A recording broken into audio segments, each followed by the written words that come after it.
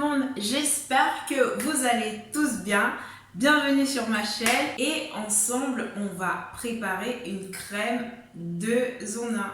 Donc la crème qu'on va faire aujourd'hui, c'est une crème d'abord sans rinçage. Donc c'est une crème que vous allez mettre sur vos cheveux et vous coiffer. C'est une crème 2 en 1. Pourquoi j'utilise le thème 2 en 1? C'est parce que c'est une crème qui va à la fois hydrater nos cheveux et les nourrir en même temps. Donc c'est une crème hydratante et une crème nourrissante. Donc avant de passer à la préparation, je vous présente vite fait les ingrédients. Et comme ingrédient hydratant, on aura l'aloe vera. C'est trop bien. Donc on va faire notre crème avec de l'aloe vera. D'habitude, avec l'aloe vera, on fait plutôt des masques parce qu'après, on va rincer les cheveux. Mais aujourd'hui, on va essayer une crème sans rinçage à base d'aloe vera. Donc, on va utiliser le gel d'aloe vera. Tout le monde sait les propriétés, les bienfaits que l'aloe vera apporte à nos cheveux, que ce soit l'hydratation en profondeur, que ce soit son côté apaisant, que ce soit la définition des boucles. Bah écoutez, on va faire une crème qu'on pourra utiliser plusieurs jours avec de l'aloe vera. Donc on sera gâté. En plus avec la chaleur qui arrive, c'est tout bénef. Donc en plus de ça, on aura du beurre de karité. Bon, c'est vrai, c'est pas dans un emballage commercial, mais on va tout simplement dire que c'est du beurre de karité pur. Alors pourquoi le beurre de karité? Parce que mes cheveux en raffolent. Depuis toujours, le beurre de karité, mes cheveux, ils font un maintenant, je crois. Donc ça va nourrir les cheveux, ça va les rendre doux, ça va les rendre mous, ça va les rendre souples. Bref, le beurre de karité, c'est trop top. On va mettre aussi un peu d'huile d'olive, l'huile de ricin et peut-être un peu l'huile de pépins de raisin. Donc, sans plus tarder, on passe à la préparation. Venez. Donc, on va commencer par extraire notre gel d'aloe vera parce que c'est du gel dont on aura besoin.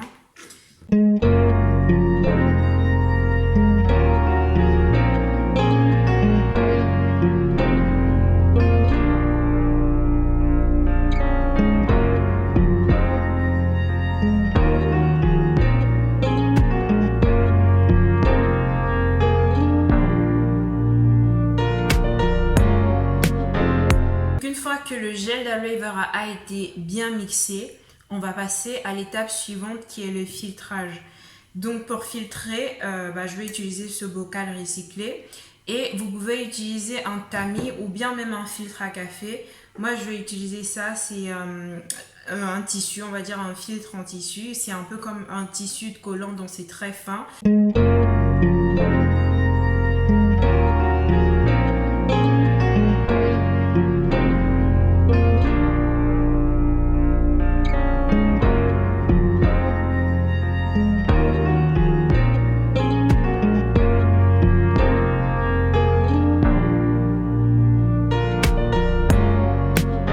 Pour vous montrer ce qui reste à l'intérieur, vous voyez, on a bien les débris. Là, on a les petits grumeaux de l'aloe vera qui n'ont pas pu bien se mixer. Donc, juste pour vous dire que quand vous utilisez l'aloe vera, même si vous l'avez mixé, que ce soit pour une crème ou bien même pour un masque, c'est très important de bien le filtrer parce que sinon après, on se retrouve avec ces petits grumeaux qui sont ces petits débris qui vont rester dans nos cheveux. Là, ça n'a l'air de rien, mais une fois que c'est dans les cheveux, ça fait qu'ils s'en mêlent entre eux et c'est ça qui va venir causer des fourches et causer la casse de nos cheveux. Maintenant, on passe à l'étape suivante. On va préparer le cœur de notre crème. Donc là, c'est du beurre de karité.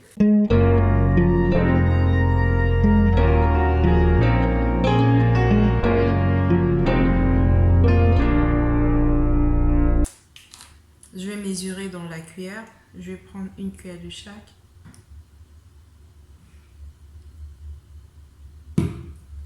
Ces huiles, bien sûr, sont variables en fonction des besoins de vos cheveux. Vous pouvez peut-être, au lieu d'utiliser l'huile de ricin, utiliser l'huile d'avocat ou comme vous voulez. Donc, c'est vraiment libre choix.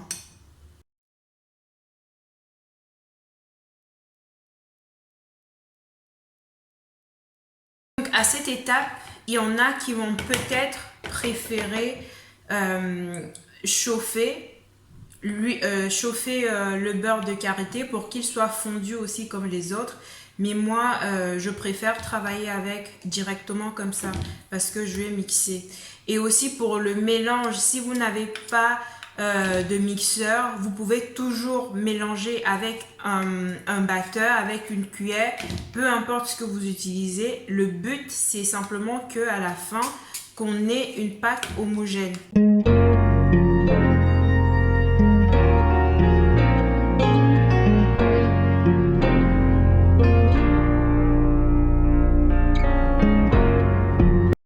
Que j'ai bien mixé mon mélange d'huile et de beurre, comme vous pouvez le voir, là c'est un peu comme une chantilly.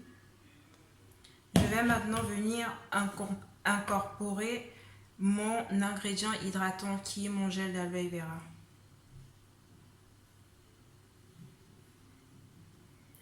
Donc le gel d'aloe vera, il ne faut pas trop en mettre non plus parce que c'est ça qui va rendre votre crème liquide et c'est aussi l'ingrédient qui va déterminer la durée de votre produit. Donc si vous mettez trop de gel d'aloe vera, il faudra utiliser votre crème assez rapidement parce que comme c'est un liquide, ça va favoriser la moisissure.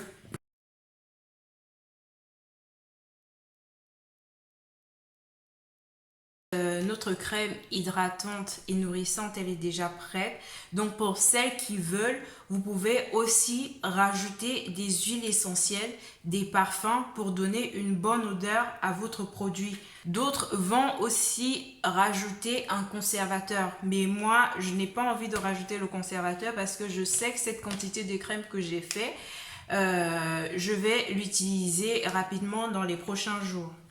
Donc, plus qu'à mettre dans un joli bocal et passer à l'utilisation.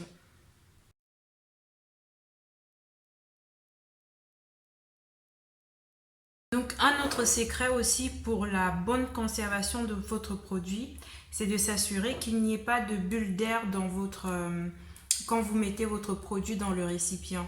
Donc, pour éliminer toutes les bulles d'air, je vais envoyer ma cuillère dans l'autre sens et je vais essayer de remuer dans le récipient pour empêcher toute formation de bulles d'air. Parce que si vous laissez des bulles d'air dans le récipient de produit, c'est ça qui va encourager la croissance des bactéries et des micro-organismes à l'intérieur. Donc là, comme vous pouvez voir, c'est tout lisse. Donc je m'assure vraiment qu'il n'y ait pas de bulles d'air. Voilà, le produit, il est prêt à être utilisé. Donc juste pour rappeler, en fait, pour faire cette crème hydratante, vous quantifiez les ingrédients en fonction de la quantité quantifier en fonction de la quantité, oui ça se dit. Donc vous quantifiez les ingrédients en fonction de la quantité de crème que vous voulez avoir à la fin. Donc comme vous pouvez le constater, j'ai pas eu besoin d'utiliser beaucoup d'aloe vera, voilà le reste. Et même d'ailleurs, la quantité que j'ai coupée, j'ai encore du gel plein qui me reste là. Mais de toute façon, c'est pas perdu parce que je vais le garder au frais et l'utiliser pour d'autres préparations. Donc juste pour dire que vous n'avez pas besoin de tonnes d'aloe vera pour faire cette crème. Je vous conseille également de la garder, de la conserver dans un endroit frais, de préférence au réfrigérateur parce que comme vous avez vu, on n'a pas rajouté d'éléments conservateurs. Donc c'est pour éviter les mauvaises surprises, surtout si vous n'allez pas vite l'utiliser. On va faire une petite démonstration pour voir son aspect sur nos cheveux. Donc avant d'appliquer un produit, vous le savez déjà, je vais vaporiser mes cheveux avec mon mélange. Donc dans mon vapeau, qu'est-ce que j'ai?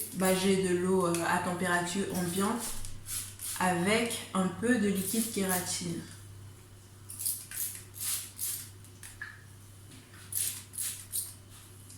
Donc pas besoin de vaporiser trop d'eau, non. Donc on va commencer par la portion qui est restée dans le bol. Parce que si vous ne le savez pas, je suis anti-gaspillage, surtout quand il s'agit de mes préparations pour cheveux fait maison. Donc on va commencer par là.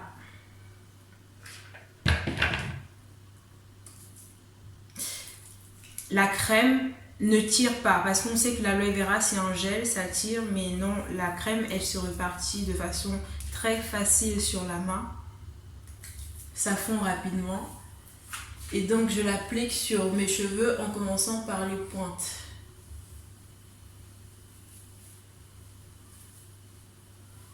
Je profite toujours quand j'applique le produit pour démêler mes cheveux.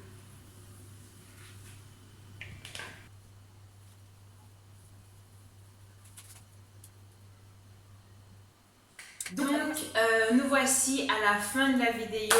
J'espère qu'elle vous a plu. J'espère que vous aussi vous allez essayer de préparer votre crème hydratante et nourrissante chez vous en utilisant cette technique. C'était un plaisir pour moi de partager avec vous. Si vous avez aimé, n'oubliez pas de vous abonner si ce n'est pas encore fait et d'activer la cloche de notification pour recevoir des alertes quand il y aura des nouvelles vidéos. Restez connectés. On se retrouve à la prochaine pour une nouvelle vidéo. À bientôt.